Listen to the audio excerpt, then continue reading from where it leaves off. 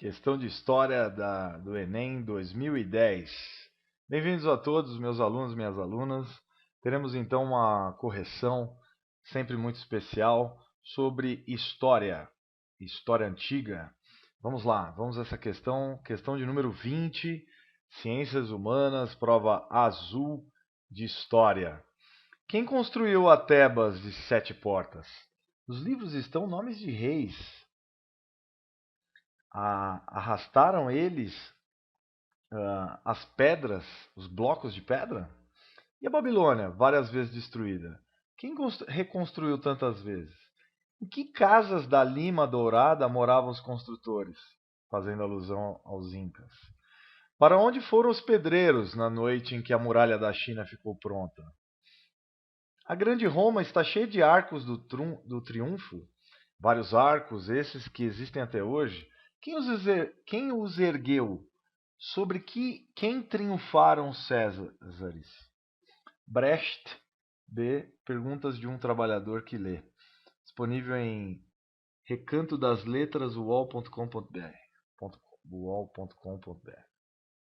Bom, partindo das reflexões de um trabalhador que lê um livro de história, o autor censura a memória construída sob determinados momentos e acontecimentos históricos. A crítica refere-se ao fato de que, bem, antes de ler as proposições, a gente pode inferir que o Brecht, esse cara chama Brecht, historiador Brecht, ele vai fazer uma crítica à história que só se refere aos líderes, por exemplo, aos Césares, aos reis, aos imperadores. É ou não é, pessoal? Este autor, o Brecht, faz uma crítica relacionada ao quê? A historiografia ou a história, autores históricos elitistas. Então ele faz uma crítica aos elitistas que puxam saco dos Césares, dos imperadores e de reis e etc. Então ele faz uma crítica porque ele quer analisar, ele quer relembrar que todos esses grandes feitos precisaram de quê? De trabalhadores, que nem sempre são relembrados. Então é uma forma didática de você resumir coisas extremamente complexas. E esses livros, nesse caso o Brecht, ele vai fazer então uma análise considerando os responsáveis pelos feitos. Então ele considera os responsáveis diretos pelas grandes obras.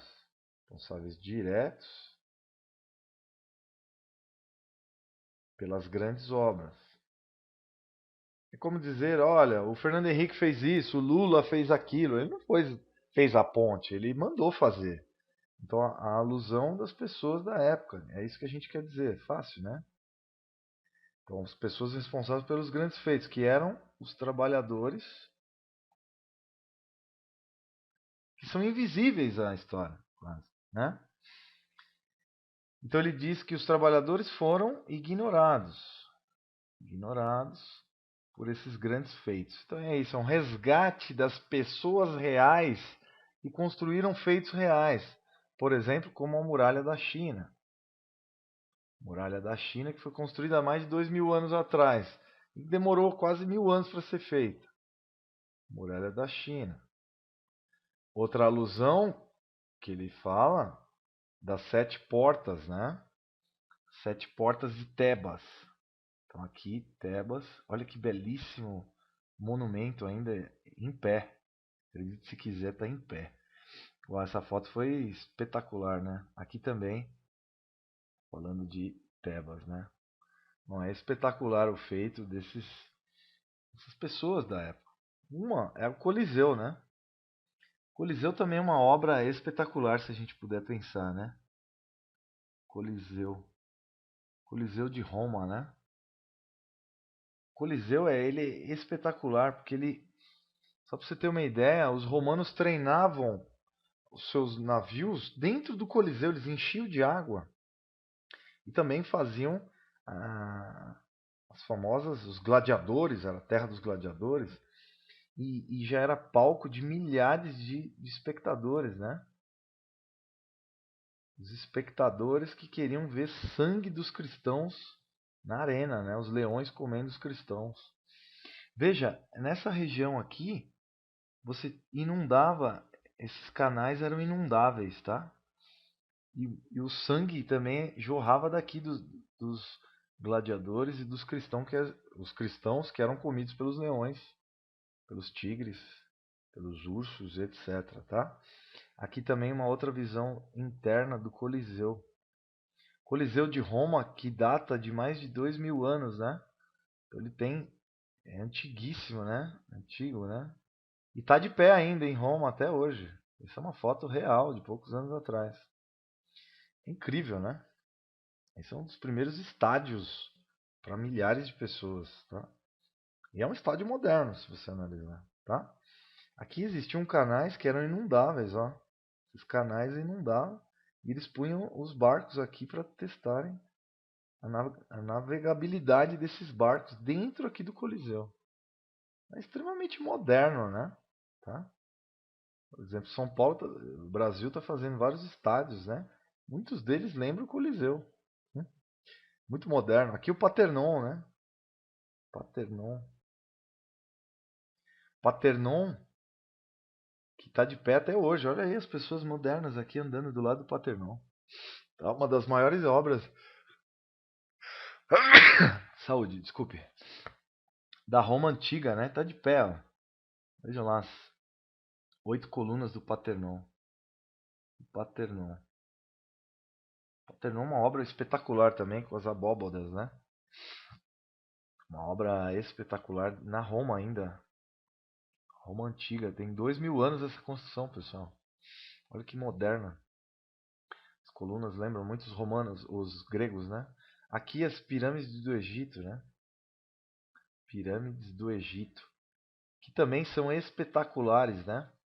Construídas há 4 milênios, 3 milênios no Egito. São os maiores sarcófagos, os sarcófagos mais espetaculares do planeta, né?